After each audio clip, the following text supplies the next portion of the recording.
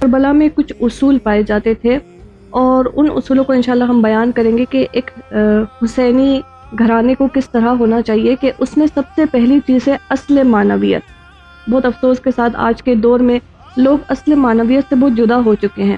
مطلب دیکھیے یہ جو معنویت ہے یہ دین کی روح ہے، بالکل، اور اس کا مطلب یہ ہے کہ باارزش چیزوں کے لیے، یعنی ویلیو ایبل چیز کے لیے پابند ہونا۔ دیکھیں ویلیو بہت چیزوں کی ہے دین اسلام میں، جیسے کہ واجبات کی ویلیو بہت ہے، نماز، روزہ، حج، زکوٰۃ، ان کی ویلیو بہت زیادہ ہے، لیکن کچھ مستحبات کی بھی ویلیو بہت ہے، صحیح، جیسے کہ کسی کی مدد کرنا، کسی کی خیر خواہ ہونا، صحیح، اور یا والدین کا احترام، زوجہ و شوہر کا احترام، اور تہمت نہ لگانا، اپنی جی، زبان جی، کو پاک و صاف حقوق رکھنا۔ الناس، جی، جی، تو یہ سب چیزیں بھی بہت باارزش ہیں۔ تو دراصل اگر ہم کہیں کہ معنویت ایسی ہے، یعنی دین کے لیے اتنا ضروری ہے کہ یہ بالکل ایسا ہے کہ اگر معنویت کو دین سے نکال دیا جائے، ایسا ہے جیسے انسان کے جسم سے روح کو نکال دیا، لی جائے، بہت یا اس اچھا۔ طرح سے جیسے کہ اگر زمین کا جاذبہ زمین سے چھین دیا جائے تو کیا ہوگا؟ یعنی یہ جو ہم ہمارے یہاں دین کی جو روح ہے وہ در حقیقت معنویت ہے، ہماری ایمان کی جو روح ہے وہ معنویت۔ اگر زمین کا جاذبہ نہیں ہوگا تو ہم یہاں بیٹھے ہوئے نہیں ہوں گے۔ یہ جو ہم یہاں بیٹھے ہوئے یہ زمین کے جاذبے کی وجہ سے، بالکل، اسی طرح سے معنویت اتنا ضروری ہے کہ اگر معنویت ہوگی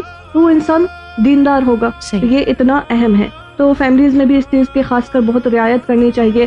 اب ہے فیملیز بہت چیزوں سے بہت دور ہو چکی ہیں، نماز میں سست ہو چکی ہیں، یا قرآن کی تلاوت کم ہو چکی ہے، بہت ساری ایسی معنوی کام ہیں کہ جو انسان دور ہو چکے ہیں۔ یعنی دراصل ایک فیملی میں اگر پرابلم آ رہی ہے نا، اس کا ریزن یہی ہے کہ معنویت سے بہت دور ہو چکے ہیں، اور ہماری بہترین مثال کربلا ہے کہ ہم دیکھیں کہ معنویت کس طرح سے کربلا میں ہے۔